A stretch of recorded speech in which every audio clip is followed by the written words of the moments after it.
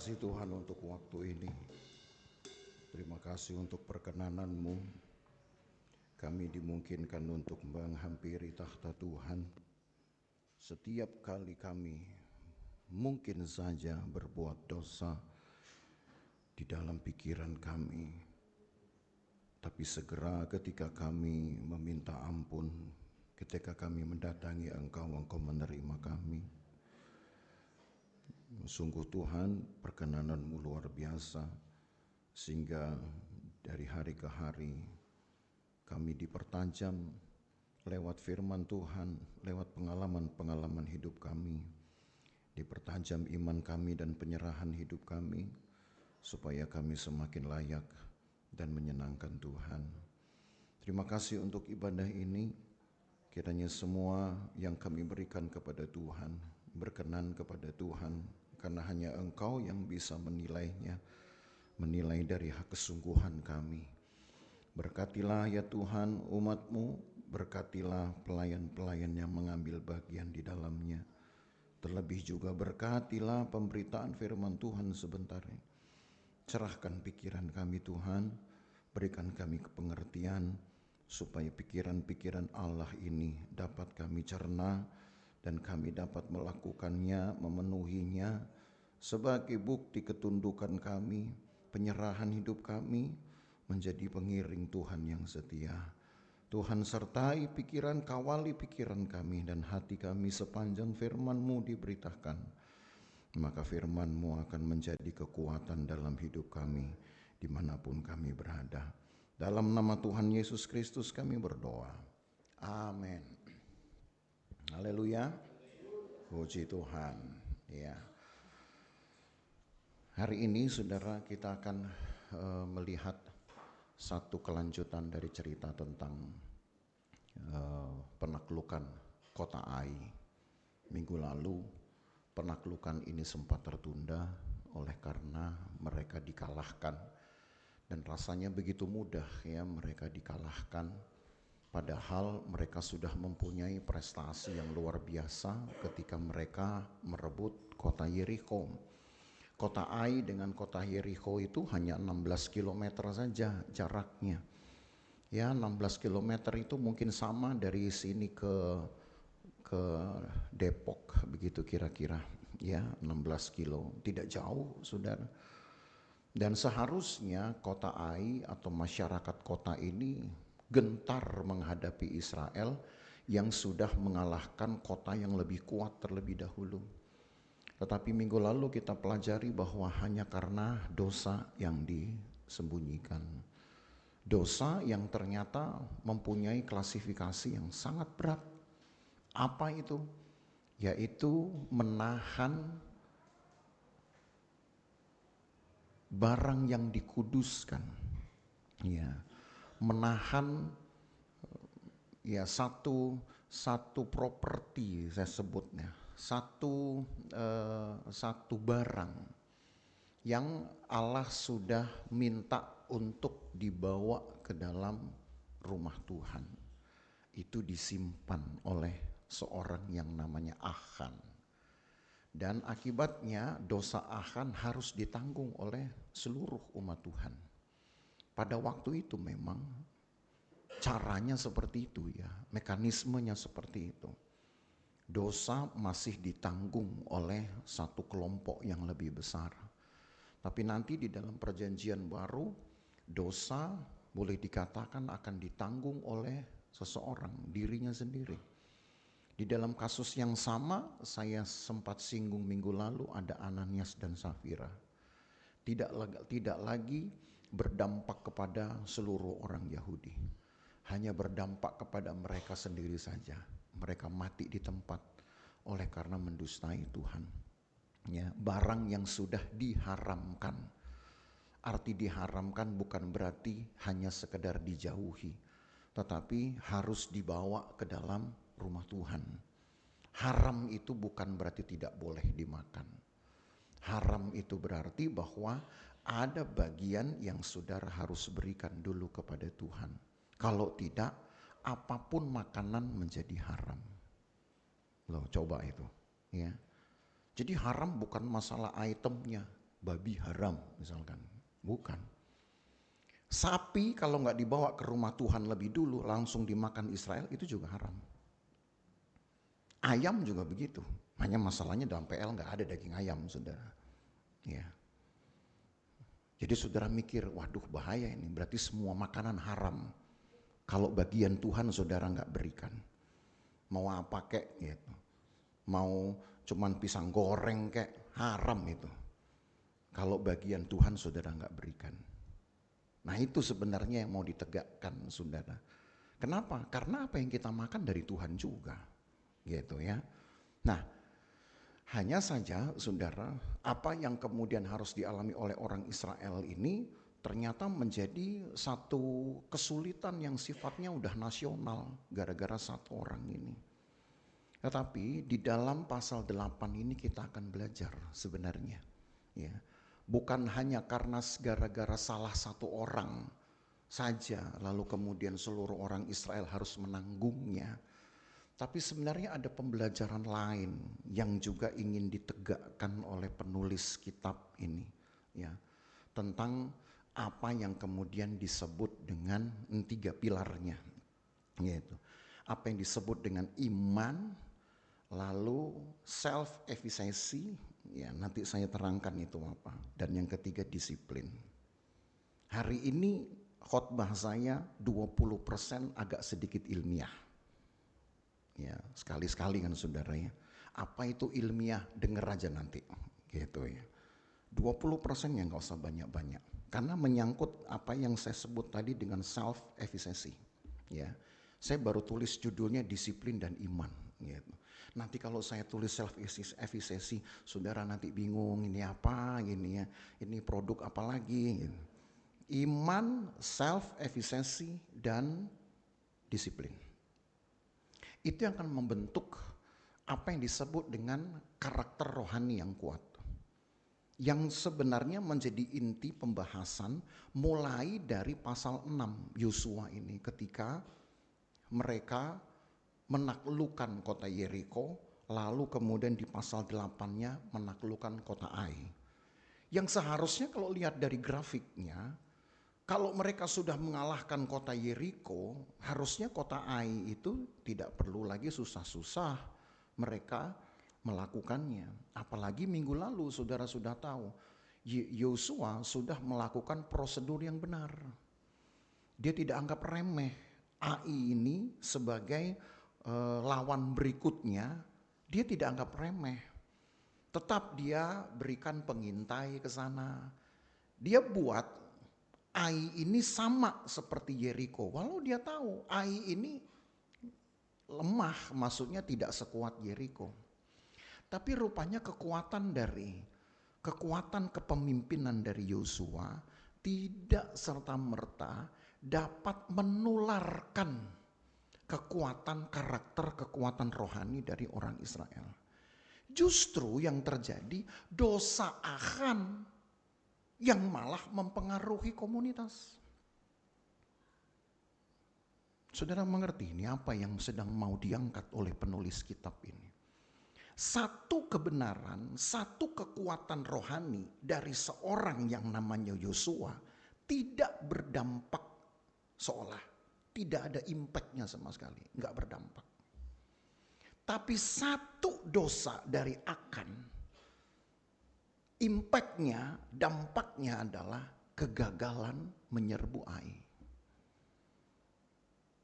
Saya merenungkan cukup lama loh saudara kisah ini. Saya merenungkan cukup lama, saya baca entah beberapa kali. Ada nggak yang salah di dalam situasi ini? Kenapa satu kekuatan, karakter kuat dari Yosua tidak mempengaruhi komunitas? Tapi satu dosa dari Achan langsung mempengaruhi komunitas ini. Prosedur Yosua sudah benar, Yosua sudah tanya Tuhan. Nah itu makanya saya pakai istilah minggu lalu. Nila setitik merusak susu 1 tangki. Nggak cuman sebelanga satu tangki. Coba kalau saudara kasih susu satu tangki, kalau ada orang kasih inilah sesiti, masih mau minum nggak? Kan tetap nggak, saudara. Rusak lah itu. Yang rusak bukan cuman susunya, rusak otak kita sudah. Jadi dosa itu pengaruhnya kuat sekali. Sehingga benarlah apa yang Alkitab bilang, satu perbuatan dosa hilanglah kemuliaan Allah.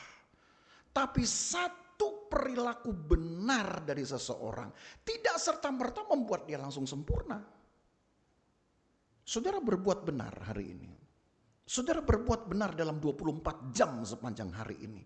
Tidak langsung membuat tubuh saudara langsung mulia, terangkat ke sorga. Enggak. Tapi satu kali Anda berbuat dosa, kemuliaan Allah hilang. Paham sudah ini imbangannya saudara. Hampir-hampir tidak berimbang. Loh kok bisa? Kan Allah itu maha kuasa. Tinggal dia putar saja, ini masalah rumus. Iya, kita melihatnya ini teknisnya rumus. Tapi karena Allah menginginkan orang percaya itu menghargai setiap pekerjaan Allah itu. Karena yang disebut dengan kemuliaan, kelepasan, pertobatan, keselamatan itu pekerjaan Allah. Manusia hanya merespon saja, mau konsisten, nah itu hanya itu saja. Rendah hati, itu memang bagian kita. Sebab kalau tidak, apa yang besar yang Allah sudah kerjakan ini runtuh nanti. Hanya oleh karena kita cuek.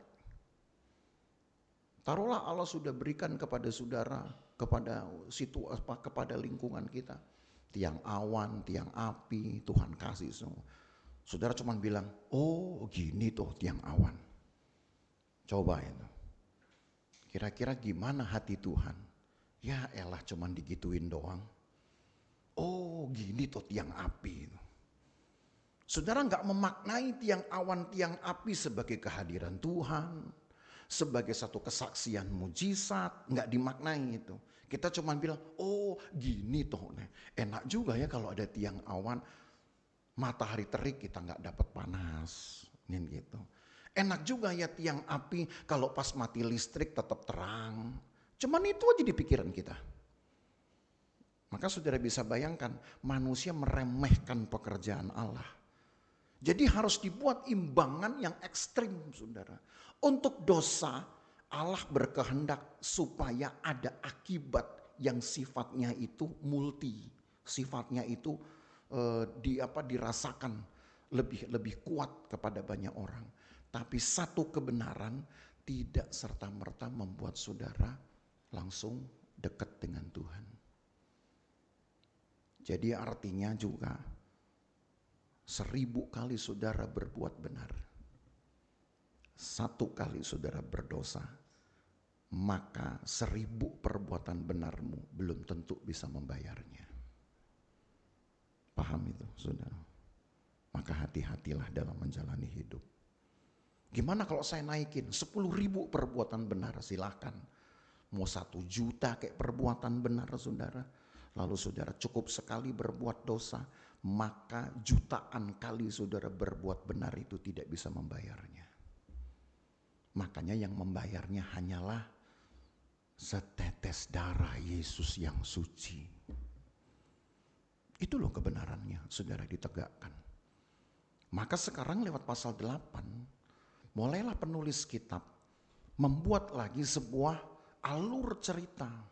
Nah jadi di dalam Alkitab kalau saudara membaca itu jangan cuma menikmati menikmati kronologisnya.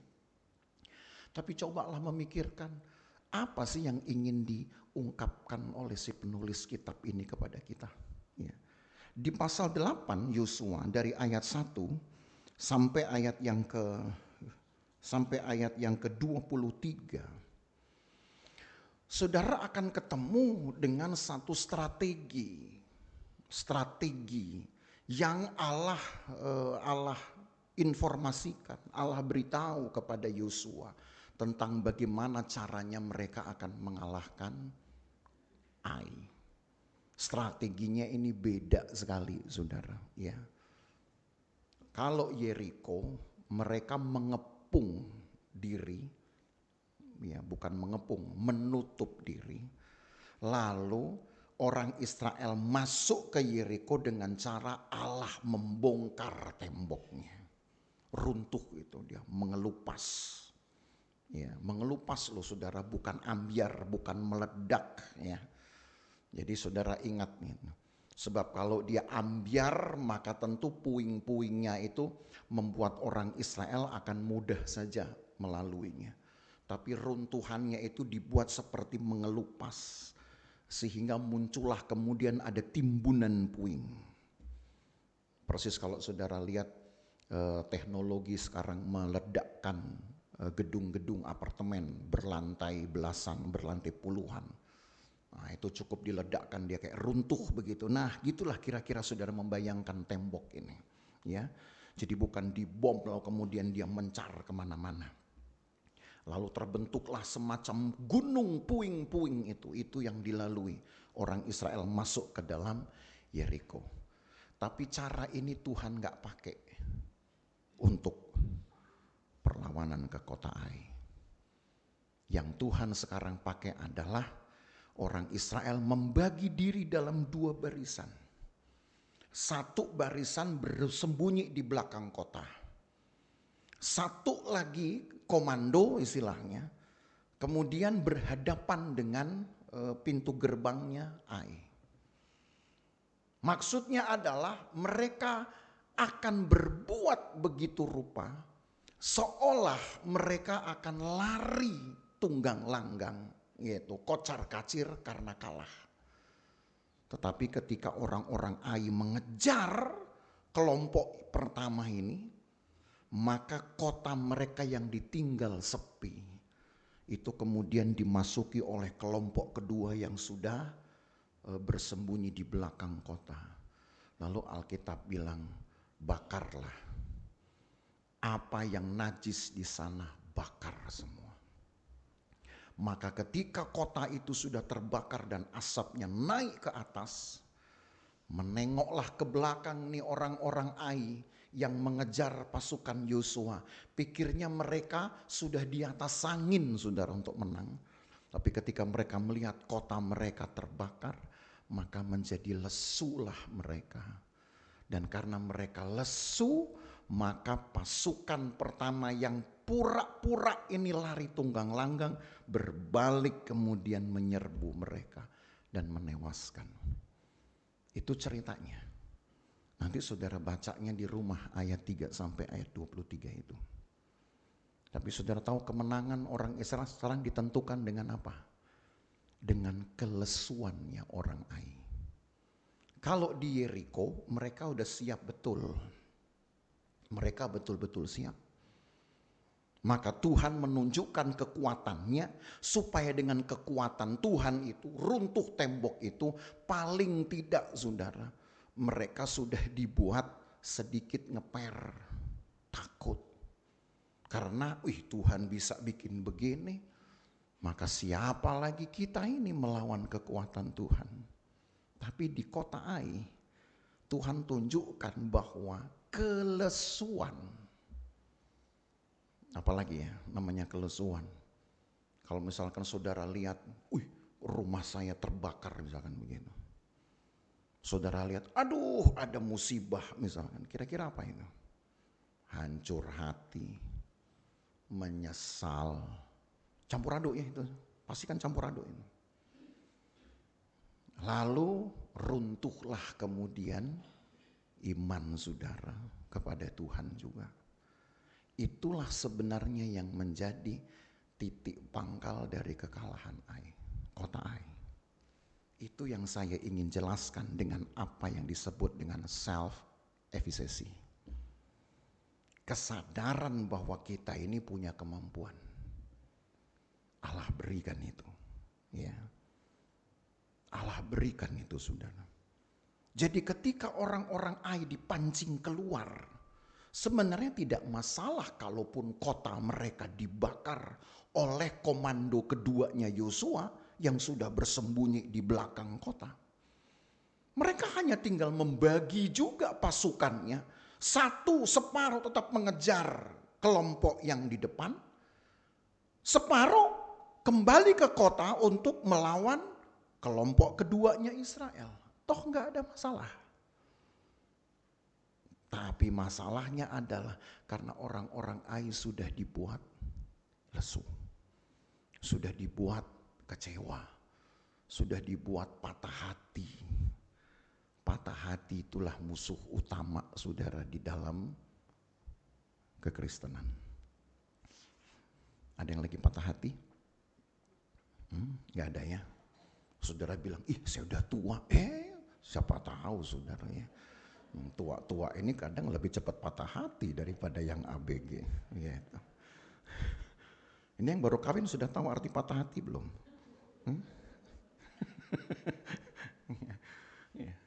Patah semangat, patah visi, itulah sebenarnya musuh iman. Dan ini yang diangkat sebenarnya, saudara. Jadi saya sebenarnya tidak perlu membaca dari ayat 1 sampai ayat 23. Karena barusan yang saya ceritakan itulah isinya. Itulah isinya, saudara. Ya. Tetapi saya ingin saudara membaca ayat yang ke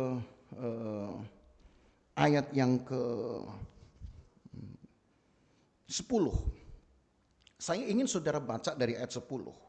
Karena jalan ceritanya semua sudah saya ceritakan tadi.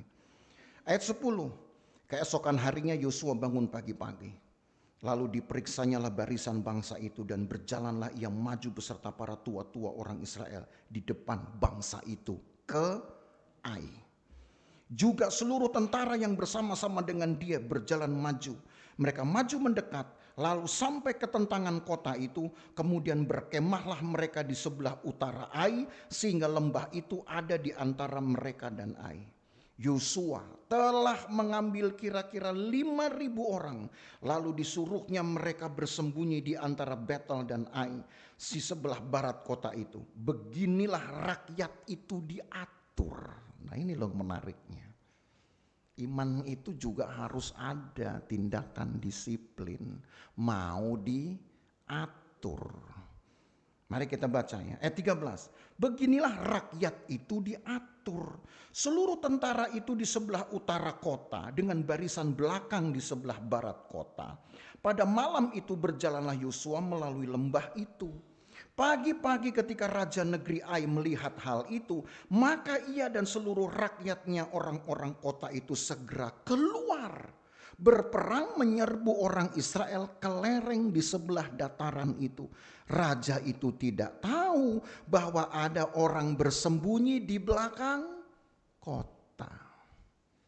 Nah, lengkapnya tadi sudah kayak saya katakan.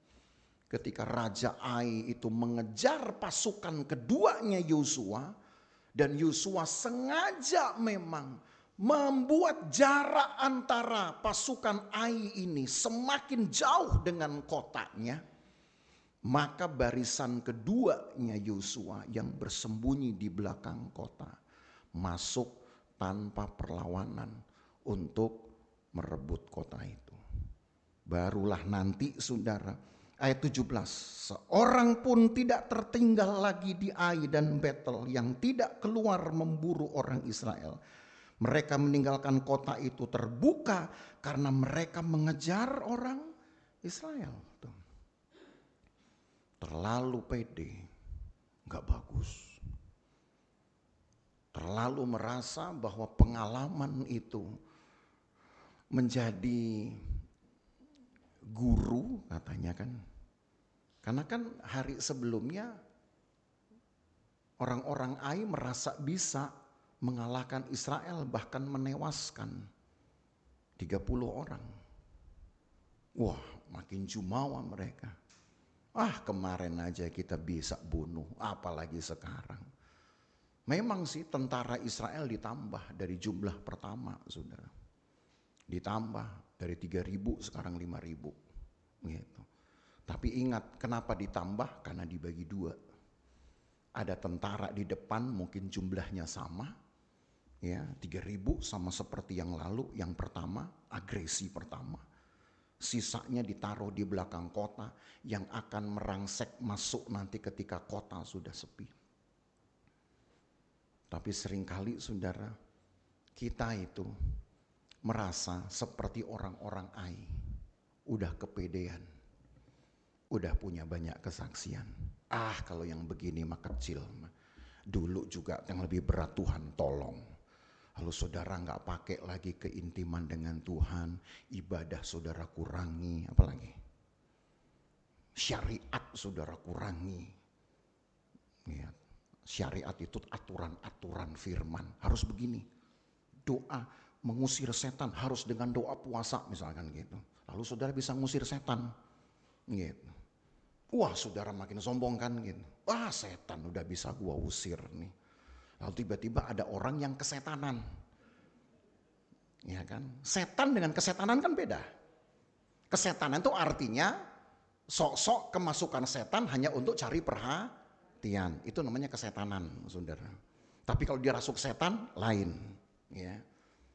Lalu saudara bilang, setan aja bisa saya usir. Apalagi yang cuman kesetanan. Lalu saudara kemudian gak pakai berdoa. Saudara gak pakai lagi persiapan. Gitu. Mana yang kesetanan? Sini. Gitu. Tahu-tahu saudara, di belakang orang kesetanan ada setan. Setan di belakang orang kesetanan itu yang masuk ke tubuh saudara, misalkan gitu. Maka jadilah saudara lebih parah dari yang kesetanan. Kenapa? Karena nggak diantisipasi. Karena kita merasa, ini gampang ini. Hal seperti ini sudah pernah saya lalui. Arogansi. Yeah. Kenapa kita nggak seperti Yosua? Yosua melihat Ai, nggak seberapa. Tapi buat saya, tanya Tuhan lebih penting. Orang yang sering bertanya kepada Tuhan, tahu kemampuannya. Bahwa dia tahu, dia bisa mengalahkannya. Tapi memang dia hanya ingin mendahulukan Tuhan di dalam seluruh aktivitasnya. Itu yang saya sebut dengan self-efficacy. Sadar kita ini sebenarnya mampu. Mampu untuk apa? Mampu untuk tanya Tuhan. Bukan mampu untuk melawan dulu masalahnya. Mampu untuk diatur dulu hidup kita. Apa sih teraturnya? Yosua mulai dengan Tuhan. Kenapa kita tidak mulai dengan Tuhan? Begitulah diatur. Barisan Israel diatur, separuh di depan kota, separuh di belakang. Kalau mereka mau bersikap arogan, mereka bisa bilang sama Yosua, ngapain kita diatur-atur begini? Udah suruh Tuhan aja, bongkarin lagi aja itu tembok kota Ai. Seperti yang lalu-lalu ketika kita mengalahkan Yeriko. Allah kita gak bisa dipaksa, saudara harus kerja dengan cara yang sama seperti yang sudah-sudah. Allah ingin menunjukkan bahwa cara dia bekerja itu selalu penuh dengan dinamika, selalu berbeda, selalu baru yang dia tunjukkan. Kuasa Tuhan itu selalu baru karena sifatnya memperbarui. Sekarang tinggal pengiringan kita kepada Tuhan yang baru enggak? Gitu. Dibarui enggak? Gitu. Jadi kita melakukan aktivitas itu seringkali kita anggap sama. Bergereja itu ya begitulah. Namanya bergereja, pokoknya berangkat dengan langkah yang sama, duduk di kursi yang sama. Gitu. Kan di gereja kadang-kadang gitu ya, kayaknya kursi itu udah punya nama saudara gitu. Ya, kursi ini yang duduk si A, kursi ini si B gitu. Kayaknya kursi itu udah punya rohnya gitu saudara ya. Makanya saya hafal kursi itu, yang duduk di sini ini itu apal urutannya saya. Iya. Berbahagialah yang sadar, makanya ketawa kan. Gitu. Makanya kalau saya cerita ngobrol sama Bugem, yang datang siapa? Gitu. Gampang ngurutin dari duduknya aja. Oh ya ini ada. Kita ngabsen dari kursinya, gitu. Oh ya, ketahuan. Gitu. Jadi sudah kalau orang Nado bilang so tulis nama itu, ya. So tulis nama. Allah tidak ingin saudara pekerjaannya itu dibuat seperti satu metode. Allah ingin orang percaya melihat pekerjaannya baru. Tiap hari selalu baru. Pertanyaannya yang lebih serius adalah pengiringan kita baru gak semangatnya? Gitu. Cara kita mengatur hidup kita baru enggak? Hati kita baru enggak? Itu loh. Kalau Allah sendiri dinamis. Nah kita yang sering kali jadi orang yang enggak elastis gitu loh. Ya pokoknya ke gereja aja. Emang kan ke gereja mau gimana lagi? Nah gitu. Seperti tadi saya katakan, langkah sama, duduk di kursi yang sama, cara pulangnya sama. Herannya urutan keluar pintu pun sama loh saudara kadang-kadang gitu. Abis ibu ini pasti dia gitu ya. Lucu ya saudara. Ya. Makanya saudara tahu kan kalau saya perhatiin banget gitu. Ya, jadi pergi gini saya perhatiin, jadi saya ingat oh ya gitu. Tapi kadang-kadang kita ingin Tuhan bekerja dengan cara yang kita mau. Sudah, nggak bisa. Allah kita, Allah yang tidak ingin dicatat sebagai ahli rumus. Allah ingin hidup kita yang memperkuat diri secara dinamis gitu. Harus dijaga kebaruan pikiran dan hati kita. Lalu dengan bagaimana Allah memicunya? Dengan cara datangnya jenis permasalahan dalam hidup saudara. Ada yang kelihatan masalah kecil, ada yang kelihatan masalah sudah mulai berat, ada yang kelihatan masalah sudah sangat berat. Seringkali setelah masalah yang berat Tuhan kasih saudara masalah yang kecil. Itu untuk menunjukkan sebenarnya kesadaran kita di dalam berserah seperti apa. Anggap remeh atau kita konsisten. Itu penting. Karena orang-orang Ai merasa kemarin kita sudah ngalahin Israel dengan cara kita kejar mereka. Sampai ke ujung bumi pun kita kejar, betul. Mati sekian puluh orang. Kali ini mereka pikir orang Israel itu mungkin bodoh kali ya. Mereka pakai cara yang sama sementara Allah sudah merubah caranya. Bayangkan kalau seandainya orang Israel nggak mau diatur. Kan tadi ditulis beginilah rakyat itu diatur ayat 13. Itu kepada orang Israel. Tapi coba seandainya orang Israel gak mau diatur. Lalu orang Israel yang ngatur. Udah Tuhan kemarin yang cara begini kan kita udah kalah. Udah sekarang Tuhan kembali ke cara pertama kek.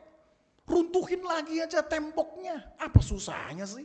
Tembok yang lebih kuat aja Tuhan bisa runtuhin. Tuhan kok diatur? Sudah. Ada yang di sini ikut Tuhan, ngatur Tuhan. Ya.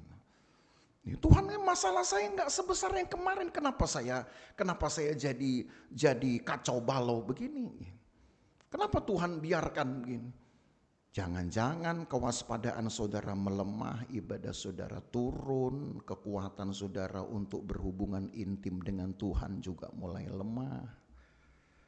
Kesiagaan saudara tiap-tiap hari itu yang diuji Tuhan.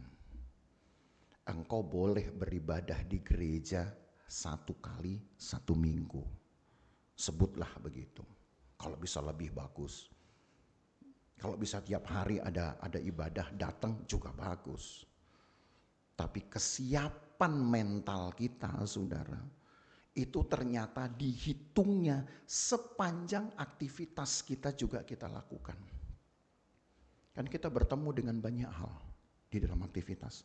Bertemu dengan orang baik, bertemu dengan orang jahat, bertemu dengan mulut yang memberkati, bertemu dengan mulut yang mencaci maki, bertemu dengan pikiran yang mengutuk, bertemu dengan pikiran yang mungkin memberkati. Tapi macam-macam kita akan ketemu dengan orang dan macam-macam reaksi saudara juga nanti akan terlihat. Jadi sekarang masalah self-efisasi inilah yang mempunyai kaitan. Ya, saya cari kemudian saudara di dalam ilmu pengetahuan. Self-efisasi ini, kemampuan bahwa saya bisa. Apapun saya bisa. Mengatasi masalah saya bisa. Karena ada ayat berkata, pencobaan-pencobaan yang engkau alami tidak melebihi kekuatanmu. Berarti engkau pasti bisa. Itu saja sudah merupakan langkah pertama yang disebut dengan self-efisasi. Bahasa gampangnya itu pede, percaya diri. percaya akan kemampuan diri. Paling tidak itulah padanan kata self-efisasi. Walaupun pede sebenarnya bukan artinya self-efisasi juga sebenarnya. Tapi paling tidak saudara percaya, saya bisa kok mengatasi masalah ini. Kenapa? Bukan karena saya pernah mengatasi di waktu yang lalu. Bukan karena saya sudah pernah punya pengalaman. Saudara bisa, karena saya masih bisa kok melakukan semua ketentuan-ketentuan kehendak Allah. Yang tadi saya sebut syariat itu. Ketentuan kehendak Allah. Apa itu? Duduk di kaki Tuhan. Apalagi bangun mezbah dengan Tuhan. Itu juga harus saudara katakan bisa dulu. Kalau itu pun juga saudara katakan saya bisa. Maka artinya apapun yang saudara hadapi pasti bisa saudara tangani. Jadi bisa di sini bukan sekedar untuk langsung mengalahkannya. Nanti kayak orang Ai. Gampang bisa itu. Kemarin kan kita bisa ngalahin mereka. Tapi bisa itu artinya saudara memberikan lagi sekali. Untuk kesekian kalinya. Ketaatan dari pengiringanmu. Semua item-item detail-detail dari pengiringan saudara kepada Tuhan. Apa itu? Bangun pagi baca Alkitab misalkan begitu. Maka kita sudah mulai baca ayat saudara. Ya 2 minggu ini. Nanti minggu depan saudara mulai nggak baca teksnya, hafal maksudnya. Bulan depan ini kita tampilin ini tiap minggu paling untuk sekian bulan, supaya nanti bulan ketiga kita nggak tayangin. Saudara masih siap bisa cuap-cuap nggak? Gitu. Ada kan orang yang ngomong lancar di kalimat pertama, kalimat kedua mulai pelan karena artinya nggak pede, takut salah. Kalimat yang ketiga terus menghilang. Nah gitu, itu tandanya mulai nggak pede. Artinya ingat di awal, mulai tahu kalau di akhir-akhir mulai nggak ingat. Nah itu kita latih itu saudara. Ya, ada orang yang begitu kan, waktu awal masih kuat, nyanyi pun masih kuat karena hafal kata-kata awal. Begitu kata-kata tengah mulai hilang suaranya, takut salah. Itu nggak pede. Yang seperti itu kalau cuma sekedar nyanyi, baca puisi nggak apa-apa. Tapi kalau dalam kehidupan, kalau kemudian saudara berhadapan dengan masalahmu, tiba-tiba di tengah jalan, engkau sudah mulai gagap untuk berseru kepada Tuhan. Entah mungkin saudara rasa, aduh kayaknya ini sudah mulai bikin saya sesak hati. Saya jadi marah sama Tuhan misalkan. Saya jadi kesel juga sama Tuhan, kok begini Tuhan perlakukan saya, hati-hati. Itulah yang merusak self-efisasi. Kadang-kadang suka begitu kan. Sudah lakukan yang benar, tapi masih begini. Kesal juga saya. Saudara mau kesal sama siapa? Kesal sama orang masih bisa diomongin. Kesal sama Tuhan, ya amsyong kita. Ya. Tapi itu yang merusak saudara, iman kita. Maka di dalam menjalani kehidupan, jadilah akhirnya seperti orang-orang Israel ini yang satu mau diatur. Ada masalah berat, ya datangi Tuhan dulu. Satu hal yang saya gak pernah lupa saudara, cerita yang menjadi kesaksian pribadi bagi saya, pengalaman saya di dalam memulai pelayanan itu adalah apapun yang orang minta untuk saya doakan, saya harus hadirkan Tuhan dulu. Apalagi pernah saya diminta ngusir setan. Nah saya ini bukan pendeta pengusir setan kan. Dan saya juga pertama juga saya gak pernah punya pengalaman ngusir setan. Tapi saya jadi takut kalau seandainya Tuhan kehendaki saya bisa ngusir setan. Tiba-tiba terkenal nama pendeta Haniel si pengusir setan. Saudara. Apa gak jadi sombong saya nanti? Maka ceritanya saudara, saya bawa dulu orang rumah ini untuk berdoa. Yang tidak tahan berdoa gak apa-apa, silakan duduk. Tapi yang tahan berdoa, yuk kita berdoa.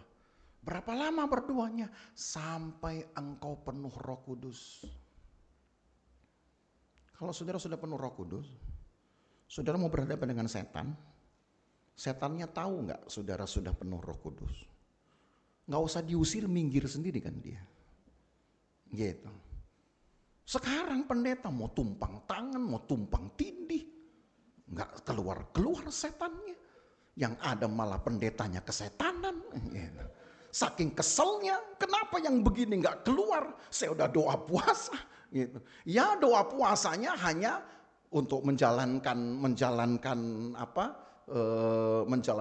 rutinitasnya saja. Makanya hati-hati saudara. Ibadah itu hanya harus butuh ketulusan. Makanya tiap-tiap hari penting bagi saudara untuk membekali hidupmu dengan Roh Kudus. Itu saya garis bawahi ya, jemaat Tuhan. Ya. Karena hanya ini yang bisa saya pesankan kepada saudara yang memang akan mendatangkan manfaat yang jaminannya itu pasti. Kalau saya khotbah kepada saudara, setialah maka engkau diberkati. Saya takut. Kenapa takut? Karena masalah berkat itu kan kehendak Tuhan. Saudara setia, tiba-tiba Tuhan belum berkati, kan saudara komplainnya ke siapa? Ke Pak Gem dong, Pak Gem yang khotbah. Gitu. Makanya saya nggak mau, saudara. Saya nggak mau bicara itu. Tapi kalau saya berkata di mari-mari, berdoalah sampai engkau penuh Roh Kudus, saudara bisa tagih ke saya itu. Kenapa saya belum penuh Roh Kudus? Nah, berarti berdoanya yang masih masalah.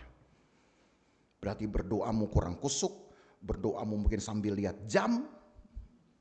Karena ada orang berdoa.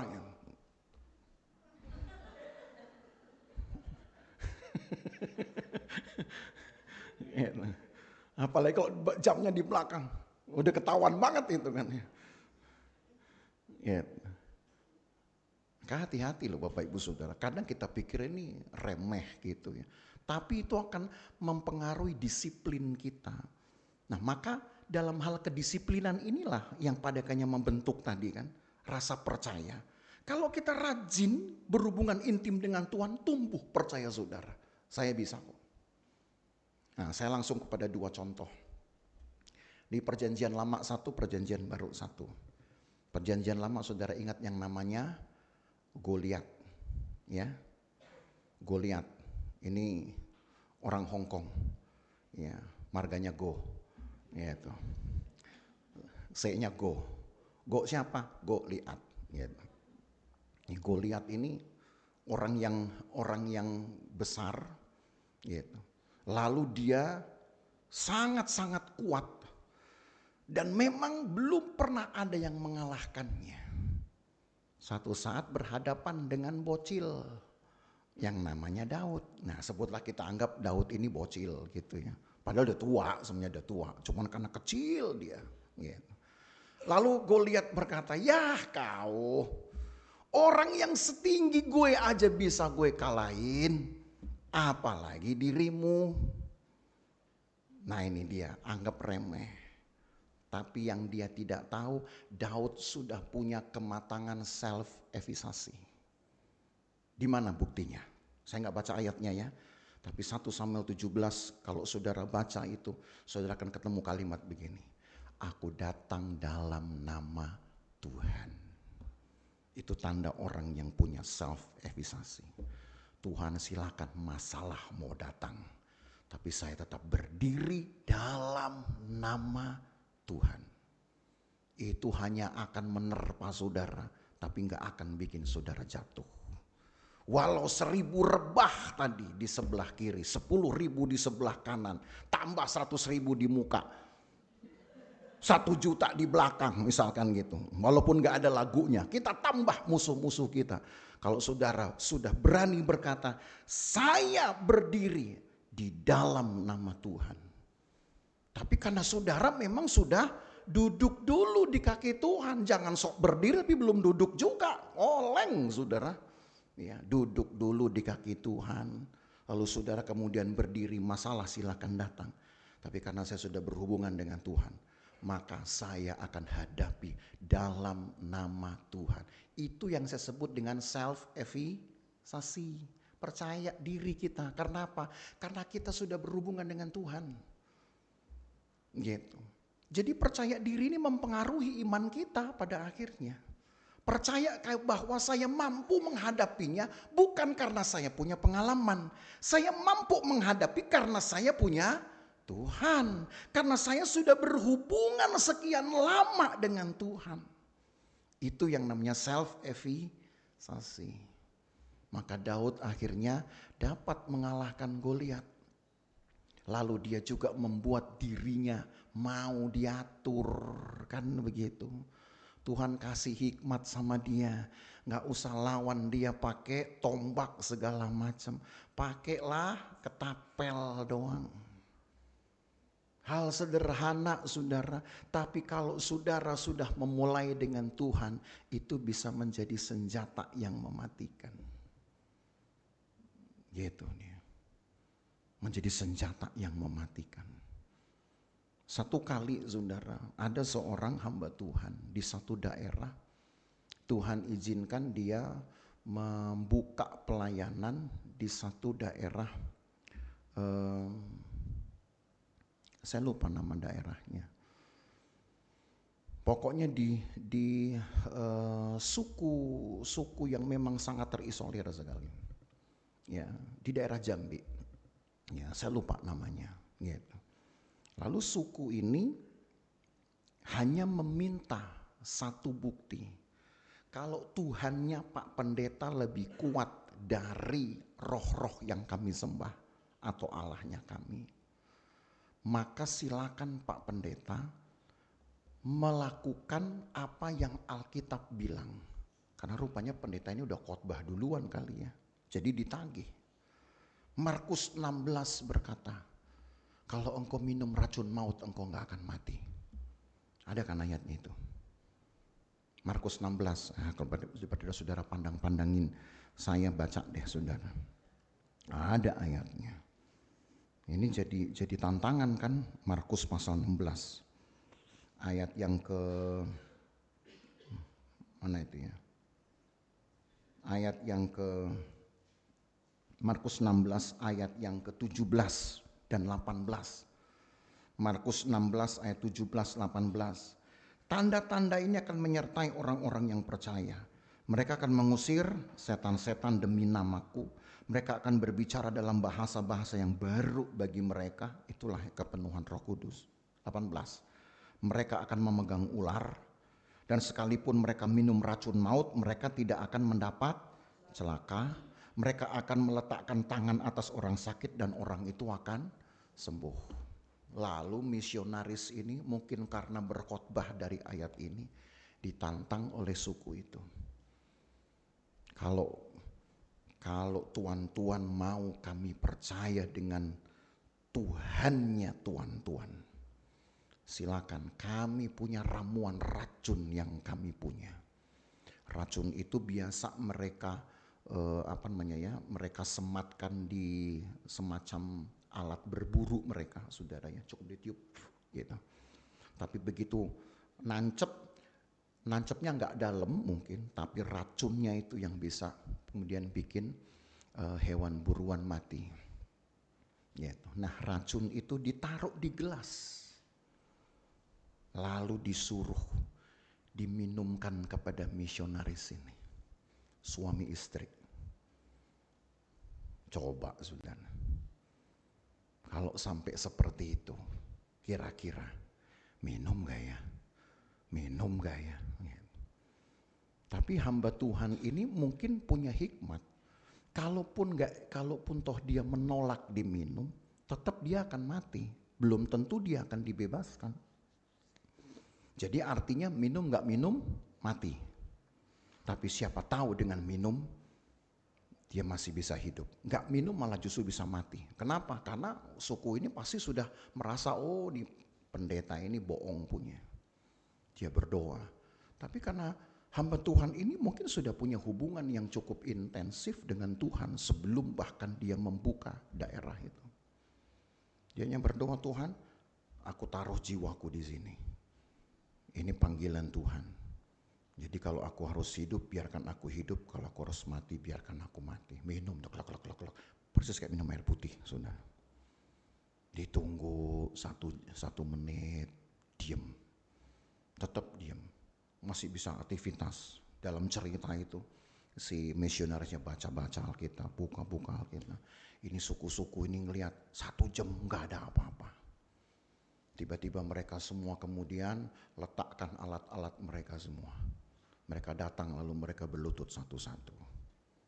Karena ini pendeta ini memang sakti mandraguna. Gitu, minum racun gak mati. Tuh saudara. Jadi hati-hati saudaranya. Kadang keinginan jahat kita kalau Allah tidak kehendaki, dalam arti melindungi orang-orang benar, itu malah bisa tidak mempan sama sekali. Ya, tapi saudara jangan ngetes saya ya. Gitu. Nanti senang Pak Gem ada minuman ini gitu. Saya tanya ini racun apa enggak gitu ya. Ya, itu dalam satu situasi tertentu toh. Ya. Jadi saudara, self efficacy akan membentuk iman kita. Seperti Daud berkata, aku datang atas nama Tuhan. Lalu perjanjian baru kan tadi saya bilang contohnya ada satu di PL, satu di PB. Kira-kira di PB siapa? Saudara ingat satu rasul besar yang namanya Paulus. Kalau yang ini saya mau baca ayatnya, saudara. Kalau yang di Daud dan Goliat kan rata-rata saudara sudah hampir hafal ceritanya. Di sini ada satu ayat terkenal dalam Filipi 4 ayat 13.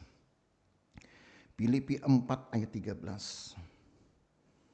Filipi 4 ayat 13. Tertulis segala perkara dapat kutanggung di dalam Dia yang memberi kekuatan kepadaku. Segala perkara dapat ku tanggung. Apa yang Dia tanggung? Ayat yang ke-14. Namun baik juga perbuatanmu bahwa kamu telah mengambil bagian dalam kesusahanku. Nah ini yang Dia tanggung, kesusahannya ini.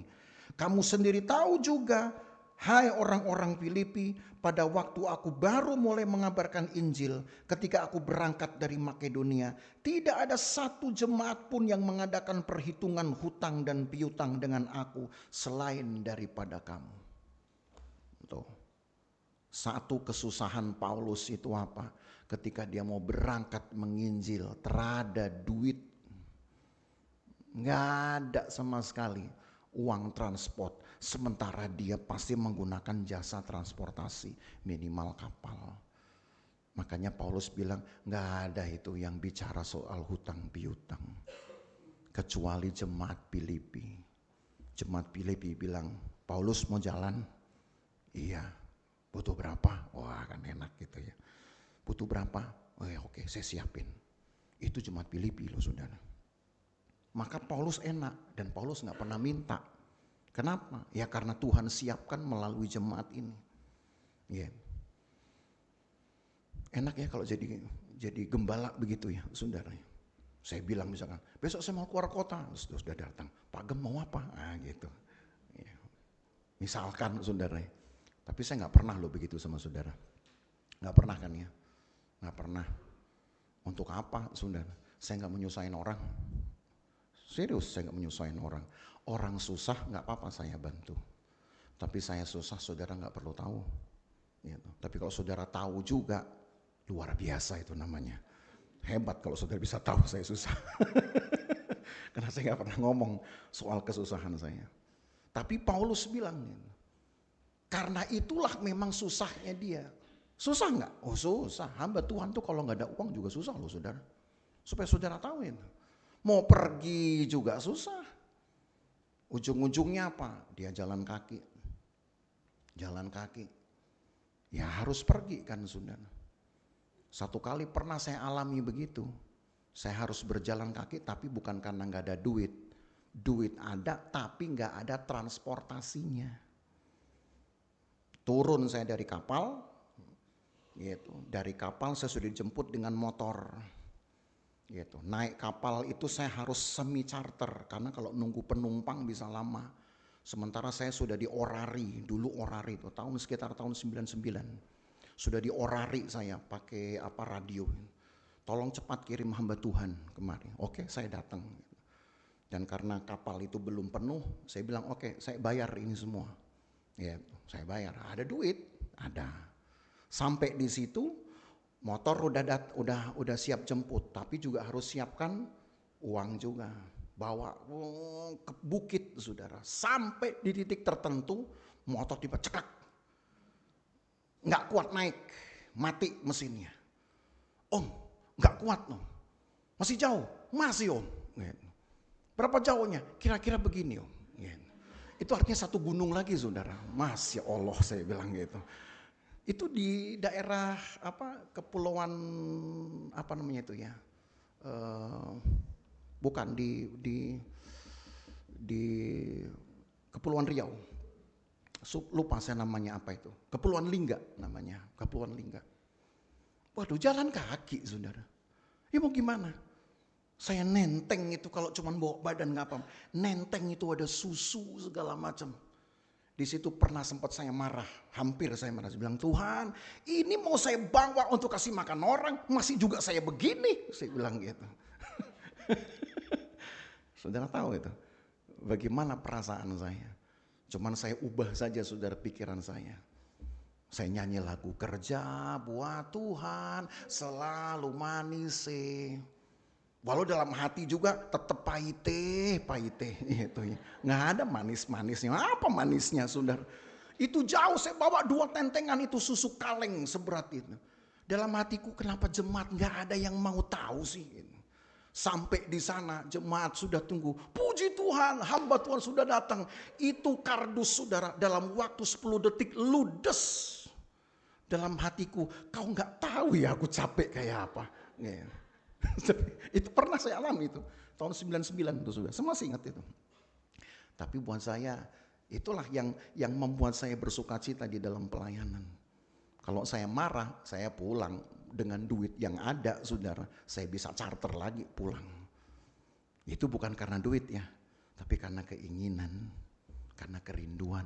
Walaupun saya tahu pengorbanannya ada, self-efisasi, saya bisa kok ini. Saya angkat, oke nggak apa-apa saya bisa Tuhan. Nggak ada yang perhatiin kamu untuk apa nyampe ke sana. Bisa saya selesaikan ini Tuhan. Gitu. Walaupun toh pahit-pahit bisa. Tetap bisa Tuhan, karena self-efisasi, nyampe juga saudara. Jadi saya ingin Bapak Ibu Saudara dalam ikut Tuhan itu, saudara harus punya perasaan bahwa saudara bisa, pertama bisa perangi dosa. Setuju? Bisa perangi kelemahan, bisa perangi kemalasan, bisa gitu dong. Jangan bilang gimana ya. Nah itu tandanya saudara sudah mulai memperlemah kekuatanmu. Hanya kemampuan kesadaran saudara bahwa saudara bisa, segala perkara dapat kutanggung. Kalau mau cerita lagi soal Paulus, aduh saudara, Paulus ini berkata bahkan ketika aku dicaci maki pun, ada satu ayatnya itu di mana ya, aku bahkan tetap memberkati. Sudah dicaci maki tetap memberkati. Maka itu yang kemudian saya pegang. Sekarang dalam diskusi dengan Bugem juga begitu. Oh udahlah, kan kita ini sampah. Kita ini keset, saya bilang gitu. Namanya hamba. Diinjak orang gak apa-apa. Asal jangan kita yang menginjaknya. Viral kalau kita menginjak orang. Tapi kalau orang lain menginjak kita, nanti Tuhan akan bela. Cuman itu diskusinya, habis apa lagi mau dilawan saudara. Segala perkara dapat ku tanggung. Artinya dia tahu dia bisa menanggung. Maka sekarang saudara, saya percaya sebetulnya tidak ada pencobaan, tidak ada masalah yang betul-betul lebih besar dari kekuatan kita. Yang besar itu apanya? Nah, coba jawab. Yang besar bukan masalah kita. Yang besar itu takutnya. Yang besar malesnya. Itu loh yang bikin besar. Yang besar tuh entar soknya. Maka saya ajar jemaat Tuhan. Kalau saudara ingin dapat kemenangan, Mau kayak lama kayak atau sebentar, musuhmu kuat atau setengah kuat kayak. Yang bikin saudara kalah itu karena saudara gak punya self-efficacy. Gak pede kalau saudara bisa. Harusnya bisa, apapun bisa saudara buat. Gak harus kemudian nunggu orang perintahkan saudara. Bisa lakukan. Setiap kali engkau bergerak, percayalah itu Tuhan yang mampukan. Masalah berat apapun, sakit, penyakit, saudara mungkin sedang terancam bangkrut kayak. Yang penting self-efficacy, pede dulu. Pede untuk apa? Pede untuk datangi Tuhan. Tuhan, bersama dengan engkau saya bisa. Yang penting Tuhan kasih kekuatan sama saya. Saya tetap beribadah kepada Tuhan. Tuhan kasih hati pada saya untuk tetap rendah hati. Sehingga apapun ibadah tetap saya lakukan. Itu dulu yang saudara punya. Nanti musuh-musuhmu jatuh sendiri Tuhan buat. Haleluya. Saudara percaya? Maka pentingnya self-efficacy itu saudara kuatkan itu dengan disiplin tadi. Saudara berkata, saya bisa kok ini. Maka berarti saudara mulai bisa untuk bayar harganya. Bisa untuk konsisten. Kan disiplin itu namanya. Dan bisamu jangan cuma sekali-sekali. Tapi bisa untuk beberapa kali dan bahkan berulang kali. Jadi memang ini berhubungan saudara. Antara iman, self-efficacy saudara. Dan kemudian disiplin saudara. Percayalah musuh-musuhmu itu hanya engkau tinggal hitung dia. Rebah di kiri kanan saudara. Dengan angka-angka yang tidak engkau duga. Karena Tuhan bersama dengan kita. Haleluya. Saudara percaya Tuhan mampu? Amin. Saudara percaya saudara mampu? Amin. Percayalah bahwa saya mampu mengatasinya. Kenapa? Karena Tuhan saya mampu. Jadi kemampuan itu harus dari pikiran kita dulu. Saya mampu untuk setia dulu. Saya mampu untuk taat. Saya mampu untuk rendah hati. Karena Tuhan saya mampu untuk mengalahkan apapun yang merintangi saya. Itu yang disebut dengan self-efficacy. Haleluya. Mari kita berdiri. Kita nyanyi satu pujian yang tadi sudah dinyanyikan. Tiada pernah kuragukan kasih setiamu ya Tuhan. Setiap waktu dalam hidupku.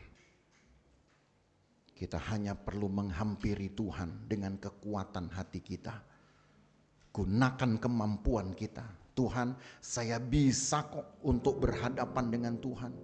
Saya bisa kok untuk sediakan waktu berdoa. Saya bisa kok untuk berkorban. Saya bisa untuk taat.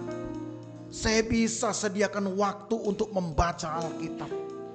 Tunjukkan kemampuan saudara dulu. Nanti kemampuan Allah akan bicara di dalam hidupmu saudara. Haleluya. Tiada pernah ku ragukan kasih setiamu ya Tuhan. Setiap waktu dalam hidupku Kau tinggalkan. Meski langit tampak suram, awan gelap pun menghadang, lewati badai,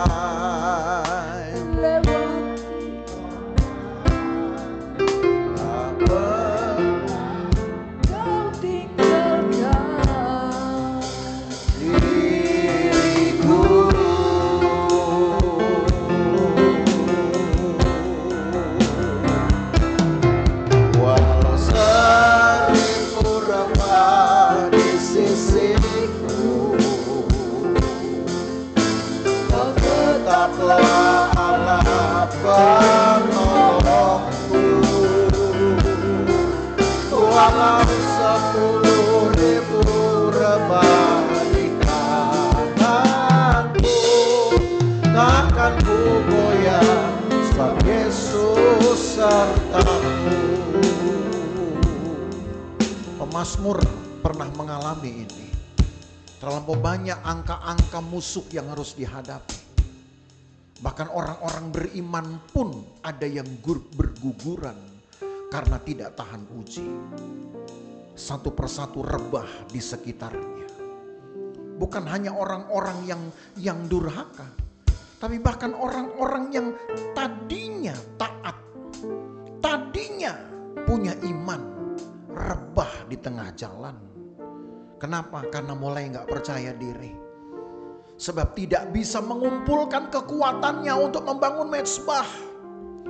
Tidak bisa untuk tetap menjaga mezbah hidupnya. Self-efisasi dimulai ketika saudara berkata, Tuhan saya bisa. Berdoa saya bisa. Baca Alkitab saya bisa. Bangun mezbah saya bisa. Untuk setiap beribadah saya bisa. Bangun dulu self-efisasi dari kalimat-kalimat itu. Maka selanjutnya saudara, ketika masalah-masalah sebesar apapun datang, saudara cukup berkata, saya punya Tuhan. Saya berdiri atas nama Tuhan. Karena saya sudah bisa memberikan waktu untuk Tuhan. Self-efisasi saudara kuat, iman saudara kuat. Self-efisasi saudara kuat, disiplin saudara yang akan atur dan saudara akan jaga. Mujizat itu hanya tinggal tunggu waktu. Maka mulai dengan kepercayaan dirimu, saya bisa. Tidak ada pencobaan yang melebihi kekuatan, artinya saya bisa. Saya bisa karena Tuhan saya mampu. Saya harus bisa karena Tuhan saya kuat dan maha kuasa. Saya bisa bertahan. Saya bisa berdoa dan saya akan terus tetap berdoa. Saya bisa dan saya bisa karena Tuhan maha kuasa. Maka kemenangan saudara akan tinggal hitung nanti dengan jari. Nyanyikan lagu ini dengan kepastian saudara. Dari dirimu sendiri dulu, Tuhan kemudian akan bekerja melalui dirimu. Tiada pernah ku ragukan kasih setiamu ya Tuhan. Setiap waktu dalam hidupku tak pernah kau tinggalkan. Meski langit tampak suram,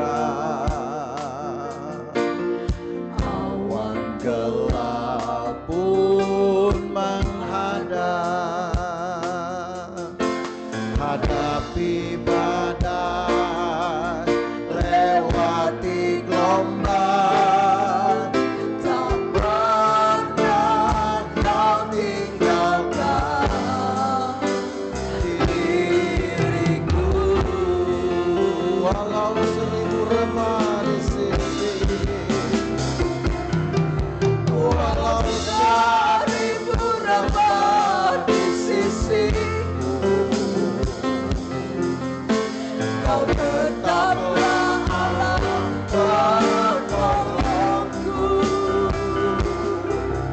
Walau 10.000 dari tanahku akan kugoyang Yesus. Walau 1000 rebah, walau 1000 rebah di sisiku,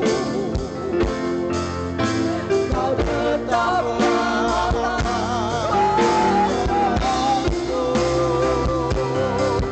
Walau 10.000 rebah di tanahku akan kugoyang.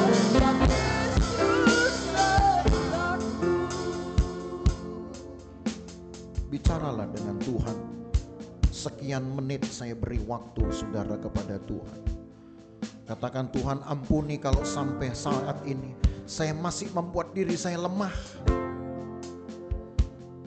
Tuhan ciptakan kita itu untuk bersekutu dengan Tuhan.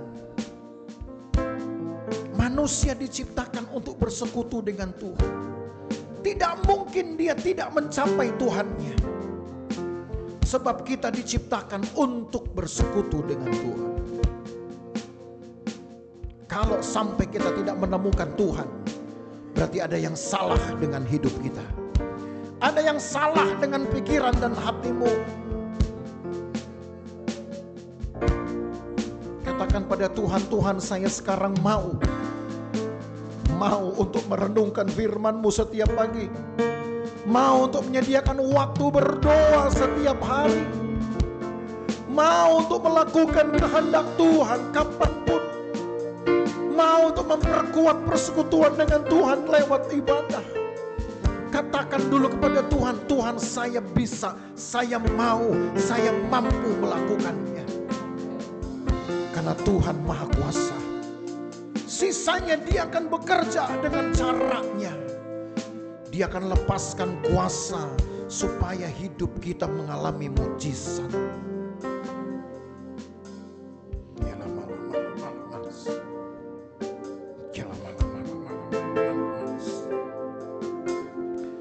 Terima kasih Tuhan Yesus.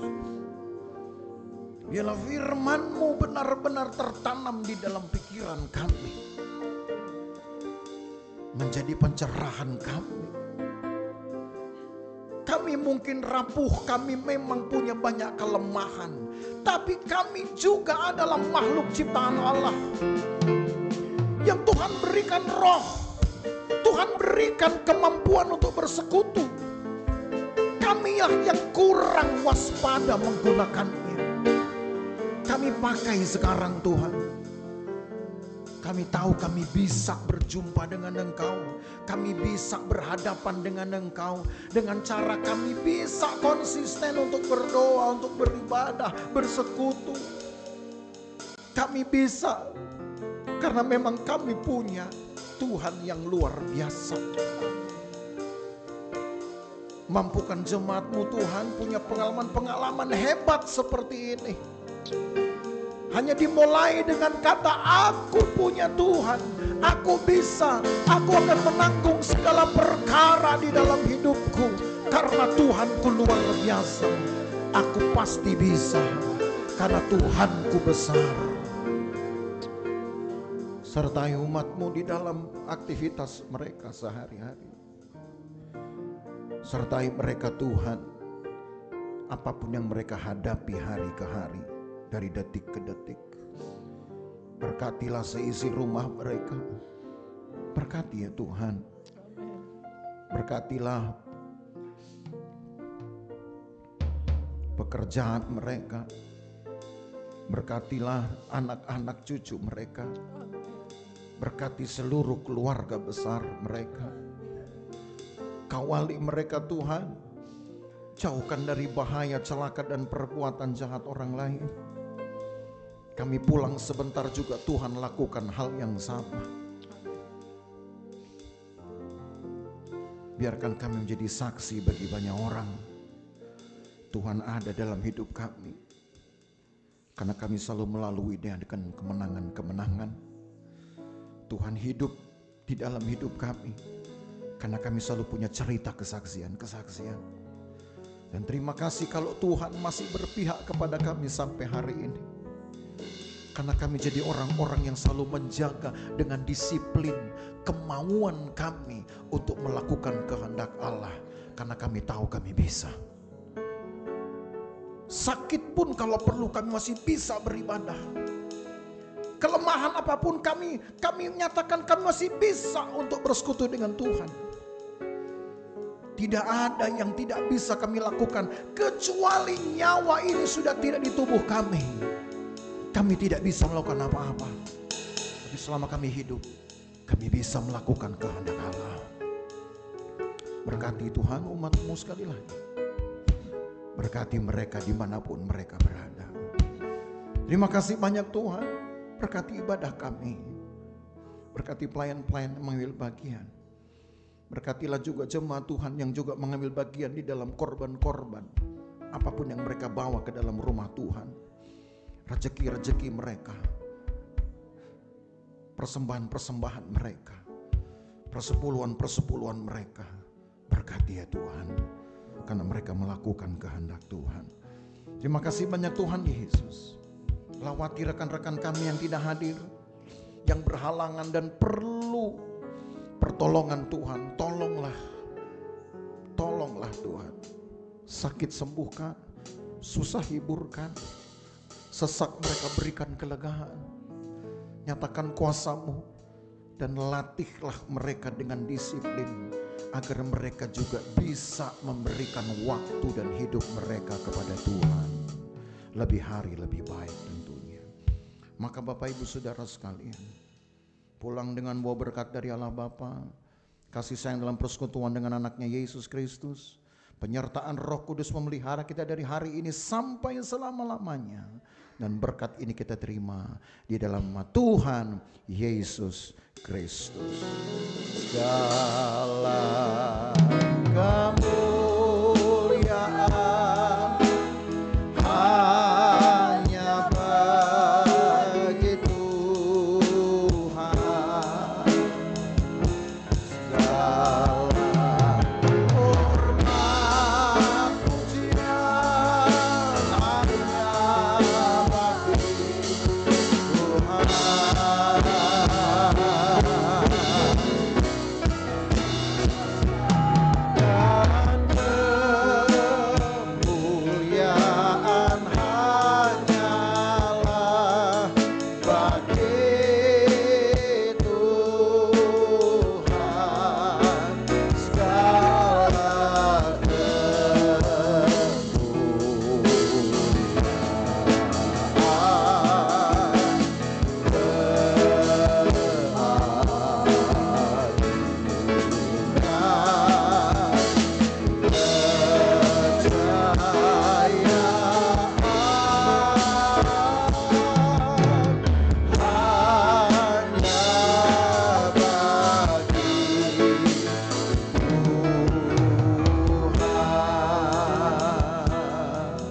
Jemaat yang diberkati bersama kita berkata,